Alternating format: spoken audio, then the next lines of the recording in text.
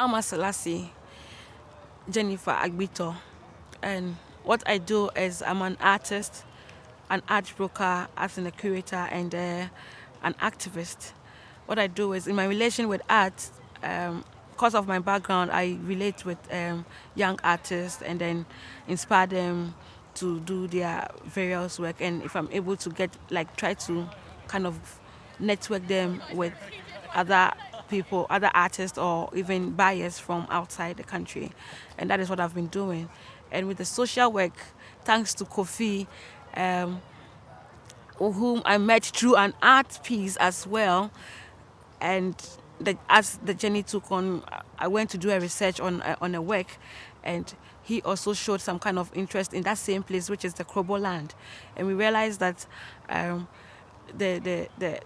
the research actually brought us into the discussion of how um, the depot being an education for young girls, which is now being turned into something different, or it's being looked down on. So Kofi was the one who actually encouraged me to even take it further, to do a documentary on it and then continue with it and then do with the research.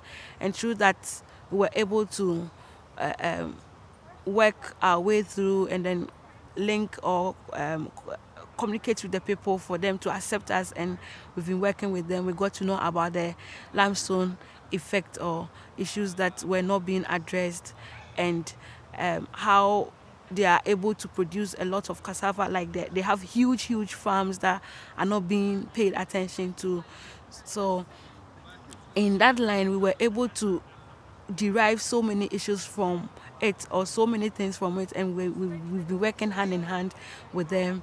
And Kofi also coming in to, be the pivot behind us through all this, advising us, encouraging us, and then at least um, he being the link between us in Ghana and then here as an international country and other countries, try to link us all together and then see how fast we can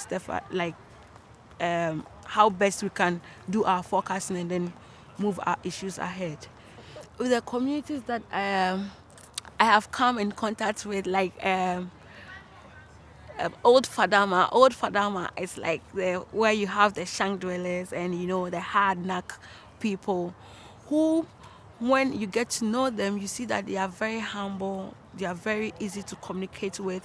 It's just that the way they've been looked down upon, they've kind of created some kind of shell or protective shell for themselves that people will not have access to. But the way that they accepted me and my other colleagues is so enormous that we realize that no, there are times that even when I go to visit, they will give me transportation to come home.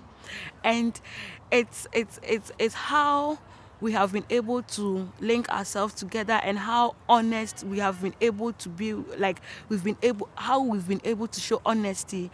We've been able to do other things that have taken other people long time to even do, because when you have truth and honesty, you have other people who are ready to help no matter what. No, they don't even think about the next thing. They are just there. They are just there to help you do or take the kind of steps that you need to take. And the people of the Krobo, though it's far from Accra, it's not too far from Accra. It takes it's a journey, but they also accepted us, gave us the kind of information that we needed, took us around, took off like their busy schedules, and then they are farmers, and an hour or a minute spent in doing something else is like losing millions, you see. But they will take time off and then come work with us, help us mobilize ourselves with informations and all the things that we need. So I think they are good people, and because we have the same kind of think tanks like around us, we are able to do things together. So it's an experience, and I I kind of have that kind of attention that even in the house I don't get. They adore me. They are ready to listen to me. And how best or how dope is it for you to have someone listen to you, take your words and then work with it, being practical with it, and then try to find answers to what or the kind of solutions you've given them. That means your words are being taken seriously. So I'm impressed.